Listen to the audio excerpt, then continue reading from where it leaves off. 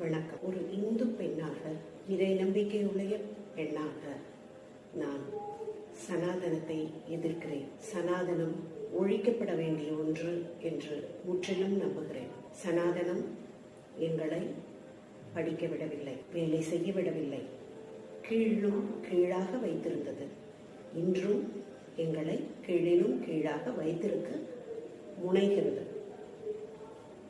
எந்த இந்து பெண்ணும் மனமாற சனாதனத்தை ஒப்புக்கொள்ள மாட்டார்கள்.